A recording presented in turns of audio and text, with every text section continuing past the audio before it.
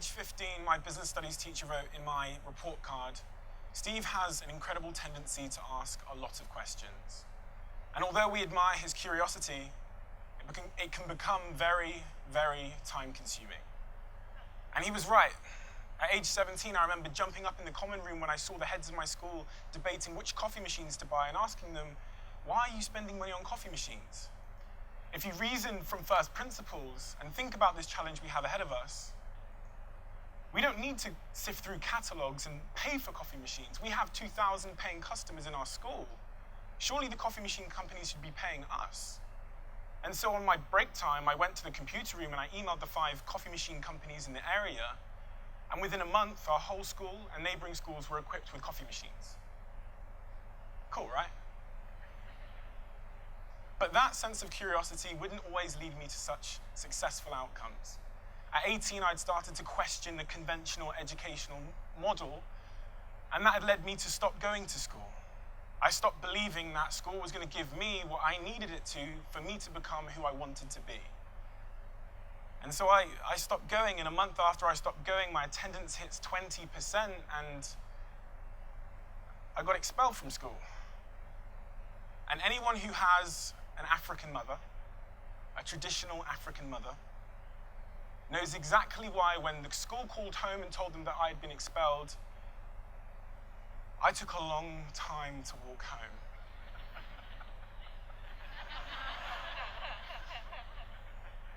But I knew one thing for sure. I knew that I wanted to be an entrepreneur. I wanted to be a business person. And convention told me, you go to university, you sit in the room, and if you want to be something in life, you have to go to university and get that degree, that piece of paper. But being who I am, I started to challenge that idea. Sat in my first lecture at university. I'm sat there and I'm thinking, if I'm going to be an entrepreneur, who am I going to show this degree to? Is a degree from a badge university going to work for me, or is it going to work against me? And am I really going to learn what I need to learn about running a business by sitting in a lecture theatre? I decided that I didn't find that to be true. And so I did what Steve Bartlett always does.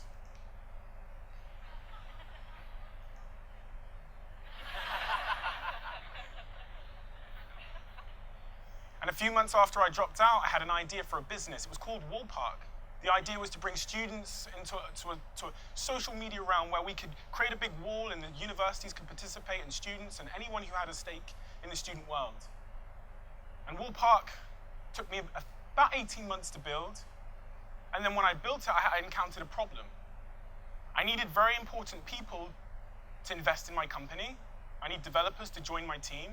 I needed to get the attention of very, very important people. And again, I looked at the conventional way of doing that. The conventional way said you send out cold emails and you make cold phone calls, right? But when I thought about that problem again from the most fundamental things that I knew to be true, that's not the answer I came to. Important people are busy. They get a lot of phone calls. They get a lot of emails. Those emails are impersonal. Often they're handled by their PA.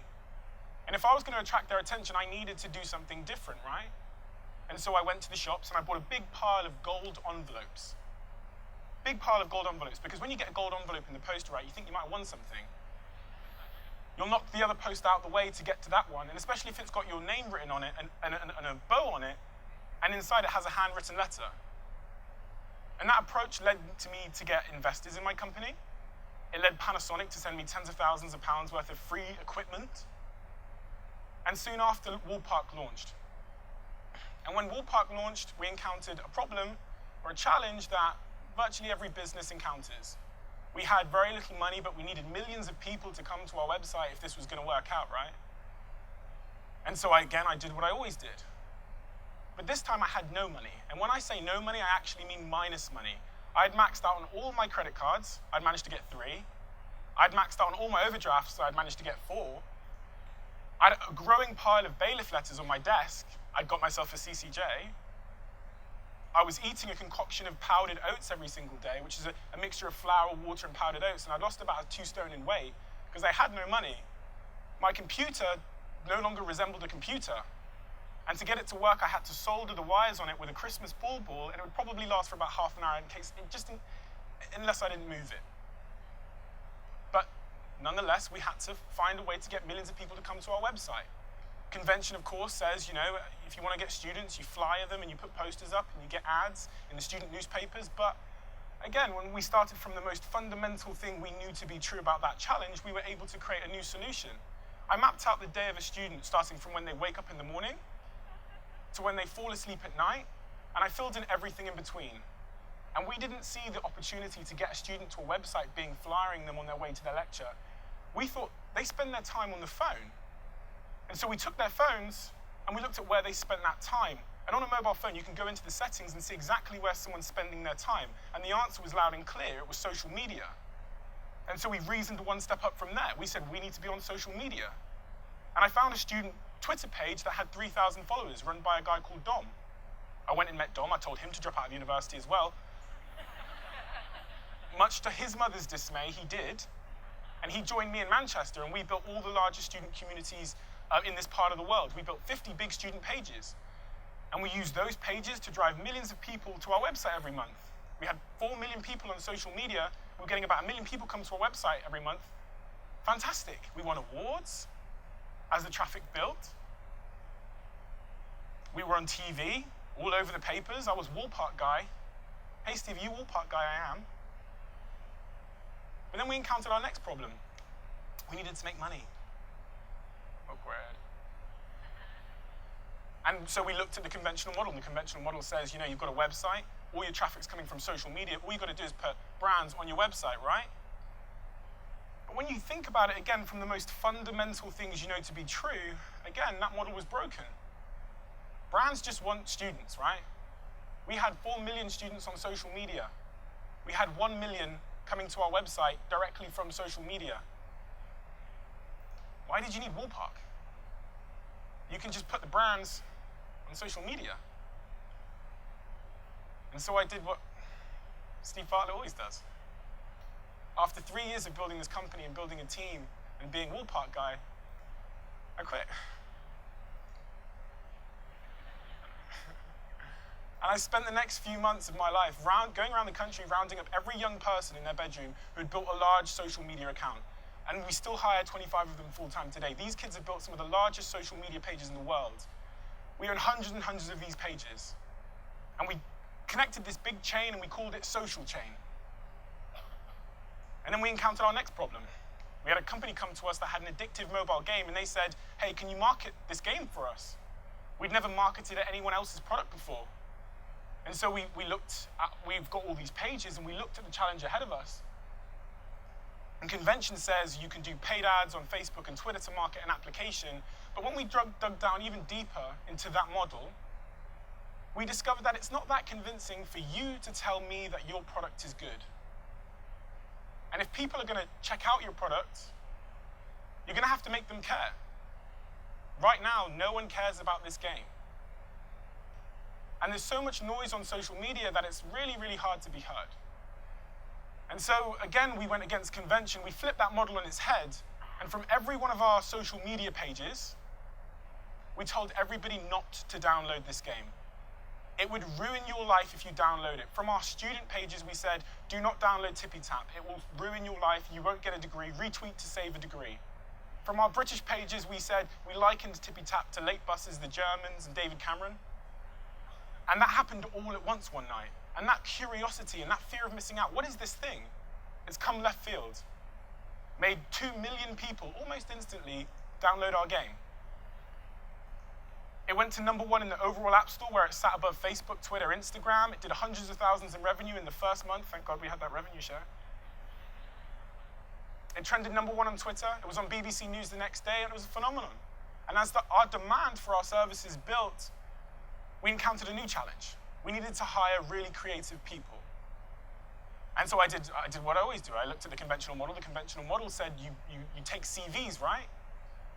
But CVs aren't an expression of someone's creativity, and it doesn't tell you anything about them. And who am I as a dropout to judge someone on how well qualified they are?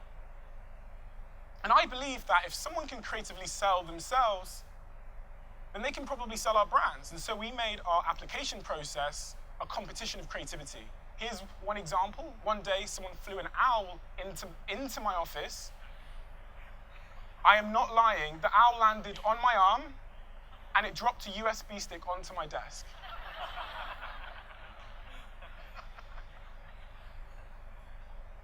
And that's not even the most ridiculous application we've had. The next challenge encountered was, how do you keep a room full of mainly dropouts together in a company?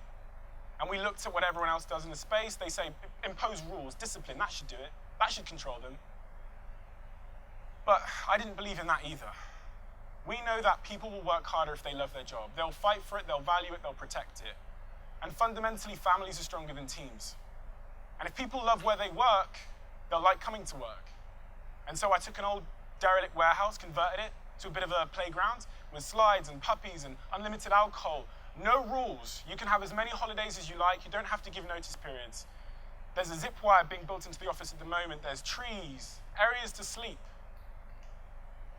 And the company set one rule, which still is written on the wall and the chalkboard in our office today: do not die. The company grew, and it grew, and it grew. And in 16 months, it's based in 4 locations around the world, over 60 full-time members of staff. In its first full year, it's set to do 8 to 10 million in revenue. We've completely reimagined the way that we do business. Importantly to me, no one has ever left Social Chain. We've gone on to win some of the biggest awards in our industry, and even more importantly than all of that, my mum's happy.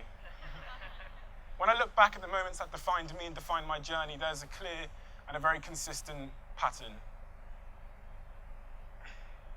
I was brave enough to ignore convention and focus first on building solutions based on the problems I was experienced, based on the most fundamental truths that I could find, and I reasoned up from there. Although time-consuming, like my business studies teacher told me, that allowed me to create solutions that were innovative, designed for this moment, and designed for my circumstances. I believe this way of thinking can help you build better solutions for your life and can help us build a better future for ourselves and our kids. Thank you.